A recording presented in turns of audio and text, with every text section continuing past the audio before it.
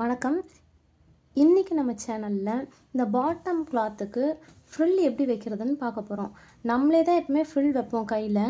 இருந்தாலும் தையல் மிஷினே ஃப்ரில் வைக்கிறதுக்கு அதுக்கு தனியாக ப்ரெஷர் ஃபுட் ஒன்று இருக்குது. அது நேம் வந்து P5. இந்த P5ன்னு இருக்கிற ப்ரெஷர் ஃபுட் போட்டோம்னா அதுவே நமக்கு ஃப்ரில் வச்சு கொடுத்துரும். நம்ம அப்படியே பாட்டம் பீஸையும் டாப் பீஸையும் சேர்த்து நம்ம அட்டாச் பண்ணிட்டா நம்ம வேலை முடிஞ்சிடும். அது எப்படின்றது இன்றைக்கி வீடியோவில் பார்க்கலாம் வாங்க. இதுதான் அந்த ப்ரெஷர் ஃபுட்டு. இப்போ நான் ரெகுலராக தைக்கிற ப்ரெஷர் ஃபுட் எடுத்துகிட்டு இதை மாற்ற போகிறேன்.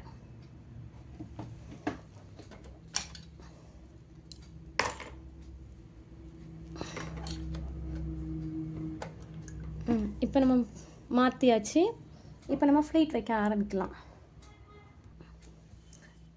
இதுதான் நம்ம தைக்க போகிற மெட்டீரியலு. இந்த இடத்துல தான் நம்ம ஃப்ளீட் வைக்க போகிறோம். இப்போ என்ன பண்ண போகிறேன்னா ஸ்டார்டிங் வந்து கொஞ்சம் மிஷினில் வச்சிட போகிறேன்.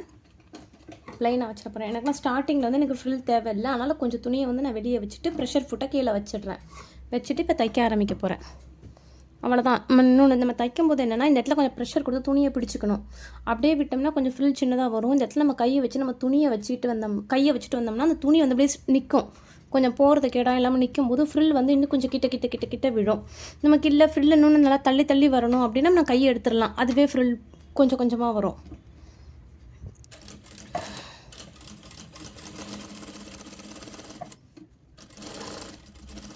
நான் அந்த துணியை வந்து அப்படியே சும்மா அணைச்ச மாதிரி வச்சுக்கிறேன்.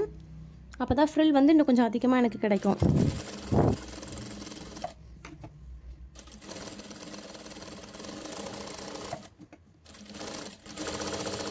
அதுக்கப்புறம் இந்த எண்டிங்கில் எனக்கு ஃப்ரில் வேண்டாம். அதனால் இந்த இடத்துல துணியை கொஞ்சம் பிடிச்சி அப்படியே தைச்சிட்டு இழுத்துட்டேன்னா எனக்கு ஃப்ரில் வராது. பாருங்கள், ஸ்டார்டிங்கில் எண்டிங்கில் எனக்கு ஃப்ரில் இல்லை. அதுக்கு நடுவில் மட்டும் ஃப்ரில் இருக்குது. இதனால் துணியில் எப்படி வச்சு அட்டாச் பண்ணுறதுன்னு பார்க்கலாம்.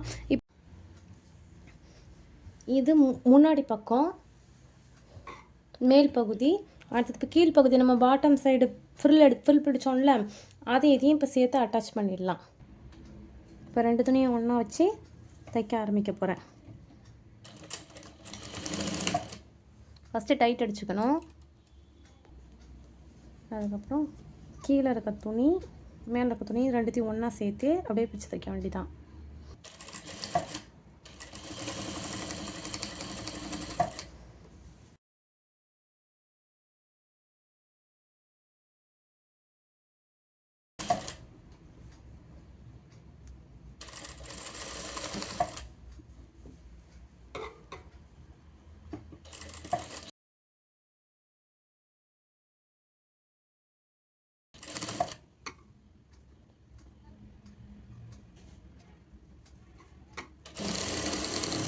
இப்போ பாருங்கள், மேல் பகுதி கீழ் பகுதி அப்படியே அட்டாச் பண்ணியாச்சு. நமக்கு இந்த வேலையை வந்து இது கொஞ்சம் சீக்கிரமாக முடிச்சு கொடுக்கும். இந்த ப்ரெஷர் ஃபுட்டோட பேர் வந்து P5. இதான் அது. நீங்கள் P5ன்னு சொன்னாலே அது கடையில் கிடச்சிரும் கரெக்டாக. இந்த வீடியோ பிடிச்சிருந்ததுன்னா சப்ஸ்கிரைப் பண்ணுங்கள், ஷேர் பண்ணுங்கள்.